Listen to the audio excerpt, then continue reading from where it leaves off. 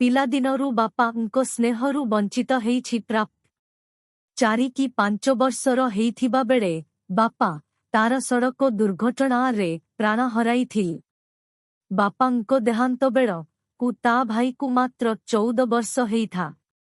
ପ୍ରଳାପ ପ୍ରାପ୍ତିର ଭାଇ କିନ୍ତୁ କେବେ ଭଉଣୀକୁ ବାପର ଅଭାବ ଯେମିତି ଅନୁଭବ ନହେଉ ସବୁବେଳେ ଚେଷ୍ଟା କରି ଆସିଛି। ନିଜ ଜୀବନଠୁ ବେଶୀ ଭଲ ପାଏ ସେ ତା ଭଉଣୀ। ପ୍ରଳାପ ମଧ୍ୟ ବୁଝିପାରୁଥାଏ ଭଉଣୀର ଅନିଚ୍ଛା ସତ୍ ଏ ବିବାହ ହେଉଛି, କିନ୍ତୁ ମାଆଙ୍କ ଇଚ୍ଛା ଆଉ ଭଉଣୀର ଭବିଷ୍ୟତର ଖୁସିକୁ ଚିନ୍ତା କରି ପ୍ରଥମ ଥର ଭଉଣୀର ଇଚ୍ଛା ବିରୁଦ୍ଧରେ ଏ ପଦକ୍ଷେପ ନେଇଛି। ଗୋଟେ କୋଣରେ ଠିଆ ହେଇ ସବୁ ପଛ କଥାକୁ ମନେ ପକେଇ ଆଖିରୁ ଲୁହ ଗଡ଼ାଉଥିବା ବେଳେ କୁକୁନ, ପ୍ରଳାପର ଝିଅ, ଆସି ଆଖିରୁ ଲୁହକୁ ତା କୁନି କୁନି ହାତରେ ପୋଛି ଦେଇ ବାବା ତୁମେ କାଇଁ କାନ୍ଦୁଛ? ପ୍ରଳାପ ଆଖିରୁ ଲୁହ ପୋଛି ନାଇଁ ତ ମୁଁ କାନ୍ଦୁନି ତା। କୁକୁନ ବାବା ତୁମେ ମୋତେ ମିଛ କହୁଛ। ପ୍ରଳାପ ନାଇଁ ଲୋ ମୋ ଝିଅକୁ ପୁଣି ମୁଁ ମିଛ କହିବ? ଏ ଲାଇଟକୁ ପୋକ ଉଡ଼ି ଆସି ଆଖିରେ ପଡ଼ିଗଲା ତ ସେଇ ଲାଗି ଆଖିରୁ ଲୁହ ବାହାରୁଥିଲ। କୁକୁନ ତୁମକୁ ମା, ପ୍ରଳାପର ମା ଡାକୁଛ। 3 ବର୍ଷର ଝିଅକୁ ସିନା କଥାରେ ଭୁଲେଇ ଦେଇଥିଲା ପ୍ରଳାପ, କିନ୍ତୁ ନିଜ ହୃଦୟ ଉପରେ କ'ଣ ବିତୁଛି କେବଳ ତାକୁ ହିଁ ଜଣାଥିଲ। ନିଜ ଜୀବନକୁ ଆଜି ସେ ଆଉ କାହା ହାତକୁ ଟେକି ଦେବାକୁ ଯାଉଛି। ଆଉ ସବୁଠୁ ଦୁଃଖଦ ବିଷୟ ଥିଲା ଏ ବାହାଘରରେ ପ୍ରାପ୍ତି ଖୁସି ନଥିଲ। ମାଆଙ୍କ ପାଖରେ ପହଞ୍ଚିବା ପରେ ଦେଖିଲା ମା ତାର ଝିଅର ସବୁ ଜିନିଷକୁ ଗୋଟି ଗୋଟି କରି ସଜାଡ଼ି ରଖୁଛନ୍ତି ଯେମିତି ଗଲାବେଳେ ଝିଅ କିଛି ବି ଜିନିଷ ଛାଡ଼ି ନ ଯା।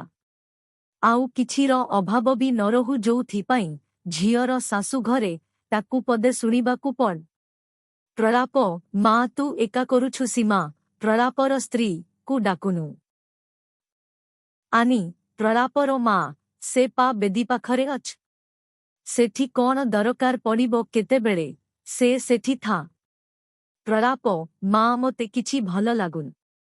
ପ୍ରାପ୍ତି ଏ ବାହାଘରରେ ଜମା ବି ଖୁସି ନାହିଁ। ଆନି ସବୁ ଝିଅଙ୍କ ପାଇଁ ଏ ବାହାଘର ଏକ ସୁଖ ଆଉ ଦୁଃଖର ଦିନ।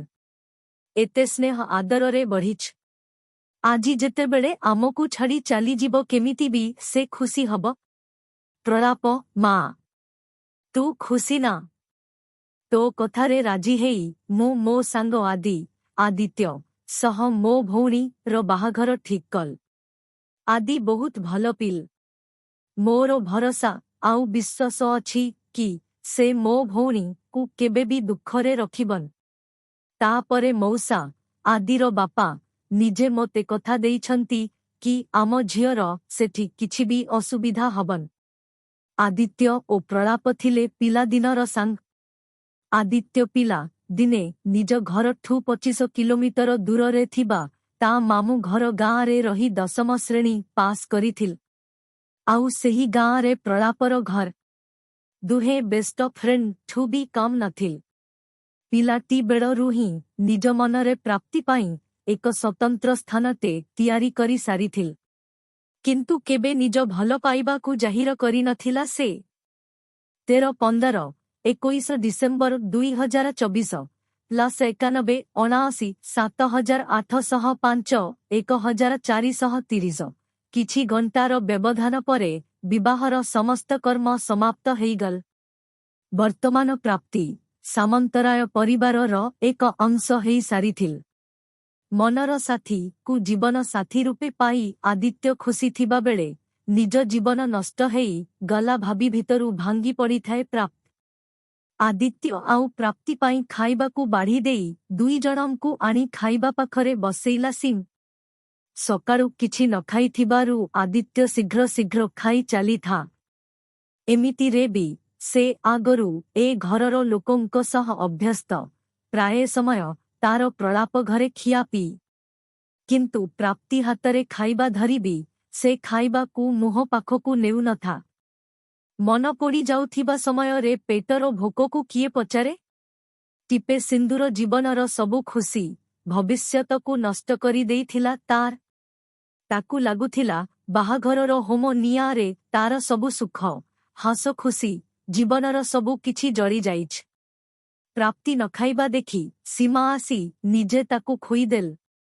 सीमा भी निज ननंदकू सेतिकी भल पाइबा आउ स्नेह देई आसुथिले जेतिकी निज झियोकू भल पाउथिल।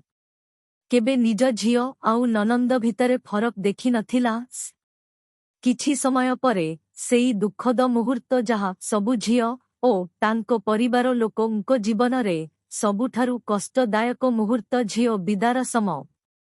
समस्तंको आखिरे लुह थाए एमितिकु कुनी झियो कुकुन भी बुझिपारु थाए ता पिउसी ता थारु दूरकु चालीजिब। से भी कांदी कांदी ता नानीकु जीवाकु मना करुथा। समस्तंको ठु विदाय नेई प्राप्ति ता सासु घरकु चाली जाइथा। पुओ बोहुंकु आनी अनिरुद्ध सामंतराय आदित्यर बाबा घरे पहुंची सारिथांत। निज धर्मपत्नी सुशीलांकु बंदापना थारी आनी बोहू कु घरकु पाछोड़ी नेबाकु कहिल। सुशीला थारी धरी आसी पुओ बोहू कु बंदेई घर भितरकु नेउ नेउ बंधरे आसी ननंद रिया ठिया हेई पड़िल। रिया मो पाउना मोते न देले तुमरो एंट्री मु करेई देबिन। प्राप्ति सांगरे आसीथिबा ता मामू पुओ भाई ननंद पुटुलियाणी धरेई देबा परी रिया जाई बाट छाड़िल। रिया प्राप्ति को नेई ता भाई रूम को नेई की गल। रिया भाउज तुमे ए सबु चेंज करिनी बहुत अक्रुण फील हेउथिबो तुमक। सुन आउ तुमे तो मोते बाहाघररे देखिथिब। मु तुम सह फटो उठेइथिल।